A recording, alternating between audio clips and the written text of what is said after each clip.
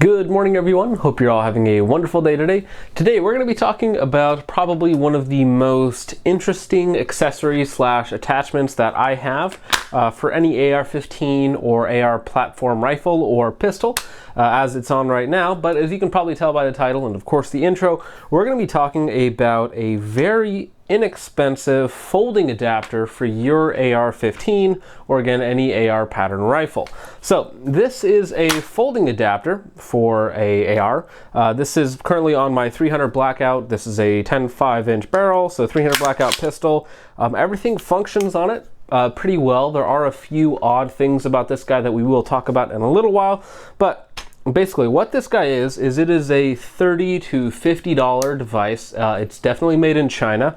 It does actually have the Law Tactical name written on it. So I'm not going to leave a link to this in the description, but if you Google it, you probably will find something similar to it, just because this is probably in some way copyright infringement. Even though it is different than the Law Tactical, and I know there's a Sylvan Arms one as well, and I think there's 3 or 4 reputable AR side folding adapters. This one here is of course about quarter the cost of the cheapest one, even when they're on sale, because I think Law Tactical folders can be like $200, so they're pretty expensive. But this guy here is $30 to $50. Now, what it allows you to do, of course, is fold your stock flat sideways for easier storage in bags, in smaller compartments. Say you want to put this in a truck in the back seat or something like that. Maybe it's a little exposed with the stock all the way out, and so you want to have it folded down. Now, even with this 10.5-inch barrel and folded up, it is still a little too long for most bags. But if this was running on a 7.5 300 Blackout or a 5.5 300 Blackout, that would be a really good setup, a really short, compact setup, and I think would work really, really well for that. But it's still a little too big for most bags with a 10.5, and there is some sideways girth to it, so it's not a small package. However, it can be a very short, compact package, so with a shorter barrel or a larger bag, you can fit this into a lot of different things. So starting off with the good things about this guy is, one, the machining work is really good. There is actually some spring tension holding it in place, and it has kind of a little pivot area where it fits into, and it fits really nice together. The machining work on it is excellent. The materials on it are very good. It's very durable. At this point, I've slapped it together several hundred times without it breaking. The big housing itself is 6061 aluminum, and all the pins and different materials that actually need to be a little stronger are some form of steel, although they're probably very cheap and expensive, like pot steel, that sort of thing, but they are still steel, so they are stronger than the aluminum. So in terms of strength and durability, it's been very good and has worked as advertised, with one little caveat on a couple parts. And I'll show you a close-up picture of this so you can actually tell what's going on here. But of course we have the 2 halves of it that fold together, and you have the pivot pin on the side where it kind of locks into place a little bit. There's a little bit of tension there holding it to the folded position. But the pin that comes with it to hold your buffer and buffer spring, of course, actually broke on me within the first couple times of using it. It just snapped right off, and so I had to improvise, and I wasn't going to send it back or wait for a replacement. So what I did was I cut a screw to size, just a galvanized cheap steel screw to size, and stuck it in there. Actually, I believe it's a bolt, but I stuck it in there, and now it's a perfect size, so it still holds back the buffer, fits in there very tight, and it's low enough to allow the buffer to, of course, slide right over top.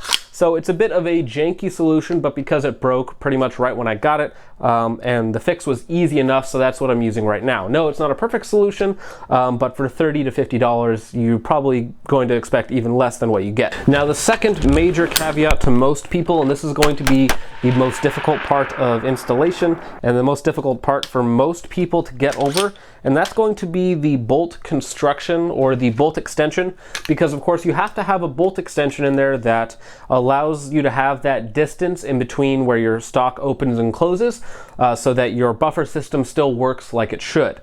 Now, there are some problems that come along with that anytime you're using an extension like that, especially since there's pretension now on your bolt holding it in place, but we'll get into that in just a second.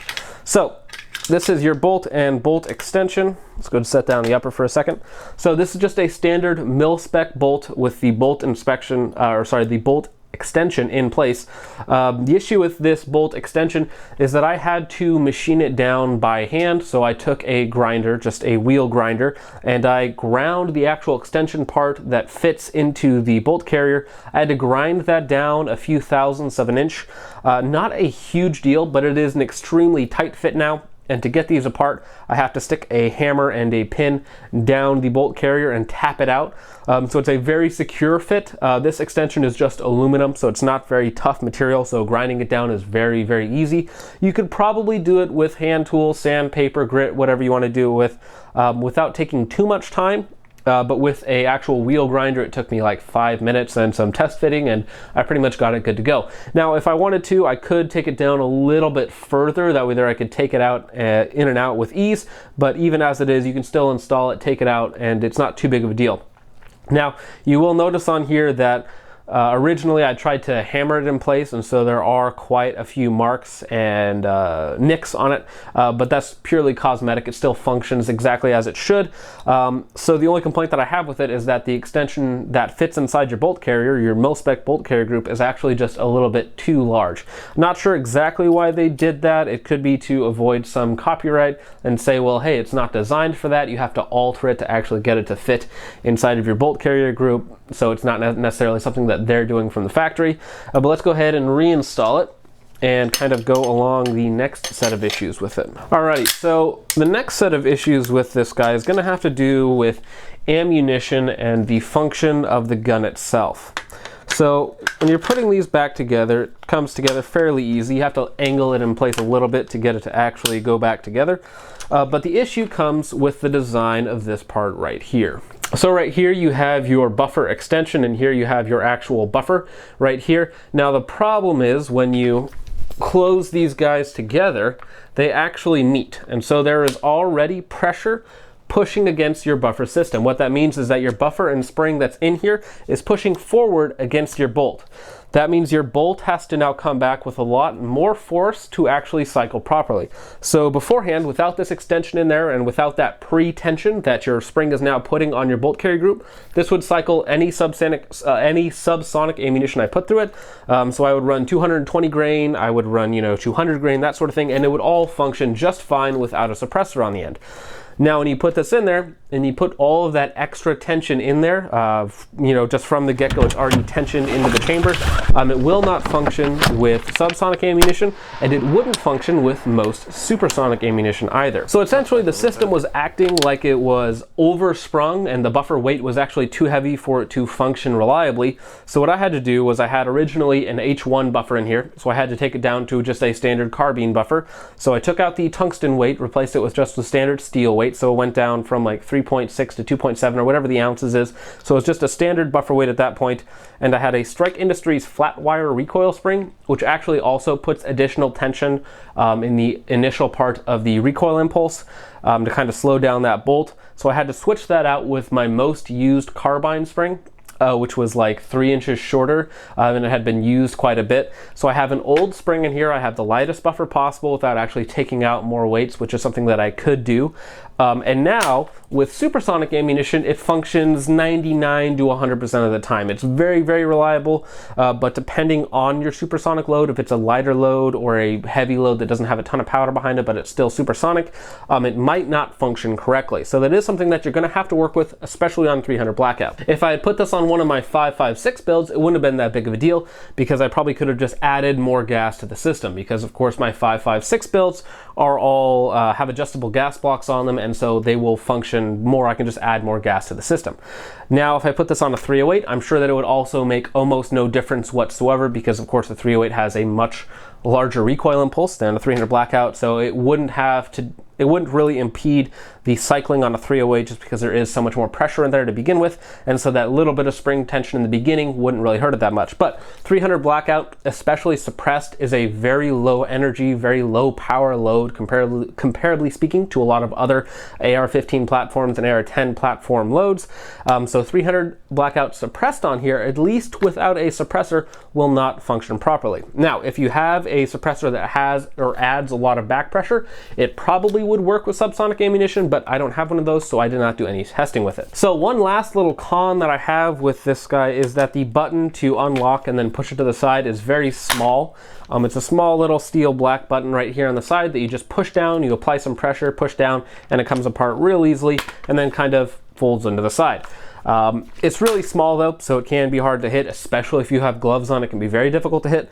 Generally, that's not the big issue though. Generally, you're not worried about breaking it down quickly. Generally, you're worrying about obviously getting it out quickly, because of course, you can't fire when it's in the closed position because your bolt will just go flying out the back of your gun and your gun will then become inoperable. But overall, the build quality and construction is actually really good. The only thing that of course broke on me, that was its fault, was the little pin in the back. Broke right off one of the first times I was using it, and so I replaced it with this bolt that I had cut to size, but it was a very easy fix, so not a huge deal there. But the biggest problem with this is just the caliber of 300 blackout and 300 blackout suppressed with a unsuppressed gun is going to, or subsonic, sorry, with an unsuppressed gun is going to be a bit of an issue, and you're going to have to do some things to make sure that it's functional with your system. Now, I don't have any experience with the other folding adapters out there, the Law Tactical, the Sylvan Arms, that sort of thing. So I'm not sure if that's a problem that they all have, or if that's just indicative to this design and how long the extension is in the back. Because like I said, just that little bit of pretensioning, so it's already pushing the bolt forward into the chamber even when it's just sitting there, and it's already making contact with the bolt. That makes it, with 300 blackout subsonic ammunition, it makes it not cycle at all. It will barely eject the shells. Most of the times it will not eject the shells with 300 subsonic, but with the 115 grain OTMs that I was using, supersonic loads, of course, with a lot higher pressure, a lot more powder in there, it was functioning just fine. That being said though, if you do decide to pick one of these guys up for whatever system or gun that you're going to put it on, I would of course recommend function testing it and finding what works to make it cycle reliably with whatever sort of ammunition you're putting through it. Let's go ahead and talk about installation, because installation of this guy here was incredibly simple, and like I said, I had not done it before with any other systems. Let's go ahead and pin off the upper real fast. So the only real problem that you might come into is if you do not have a, can I get it out of there? There we go. So the only problem that you might run into is if you have to hand work the little extension into place. That would actually be pretty obnoxious. You could still do it. It just would not be the most advantageous way to do it. So I, of course, had to machine this guy with a grinder to fit properly. So if you don't have a grinder or access to a grinder, that could be a little bit obnoxious. So next up, when it comes to actually installing the folder to your lower receiver, it's fairly easy. It's a two-piece design kind of. So you have this insert on the inside that actually screws your folder to your actual lower receiver. To get it tight in there, it has these nice little grooves that you can stick stuff in. So what I did was I stuck a punch in there and a hammer, and I kind of just tapped it in till it was very, very tight, and then I called it good to go. It comes pretty much pre-assembled except for a few things that are very easy to figure out. And on the other side here where it actually attaches to your buffer, it's pretty much exactly like a mil-spec AR15. You have a little groove here on the bottom for your castle nut, and it all screws down just like you would imagine. You have a little pin on the inside. Mine broke off, so I replaced it with this bolt, of course, because this is my actual buffer system in here that's retained. So you screw it in to wherever you want it, or until it's snug up to the front, and then you put in your equipment with your pin holding it in place, tighten it down, and you're good to go. So like I said, the overall build quality and construction is actually really good. The material 6061 aluminum and probably some pot steel. Now 6061 aluminum is really good for aluminum. It does a really good job for its weight, and so it's a good option. Now it is a little bit bulky on the side here and can make access to your charging handle a little bit more difficult, but of course it does come with the advantage of being able to cut like 8 inches off of your overall length for storage or for whatever reason. Now, when it comes to serious applications, I of course probably wouldn't really recommend it, as I've had, a couple little things go wrong with it. And so when you really need it, if it's a truck gun or a home defense gun or a bag gun or something like that, where you might need it in a hurry, you don't want it to fail on you, because if it fails on you, then you're pretty much out of luck. So, but for a fun gun or for some project builds and you don't want to spend a lot of money on, for some silly applications or something like that, that's not necessarily a dedicated good to go rifle or pistol, it could be a really fun option and it doesn't break the bank.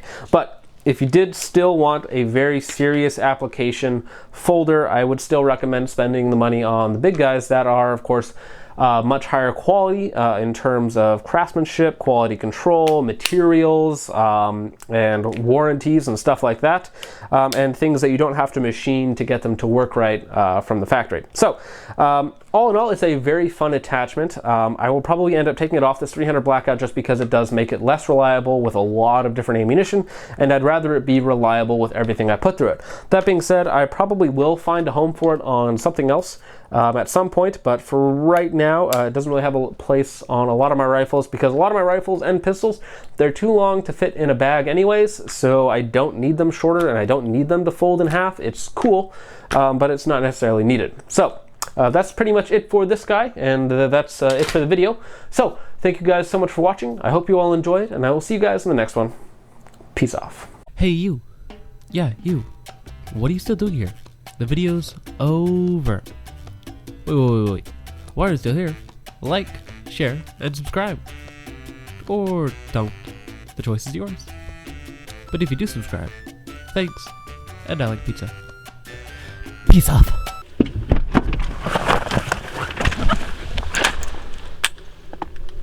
Well, good. I didn't see your gun anyway.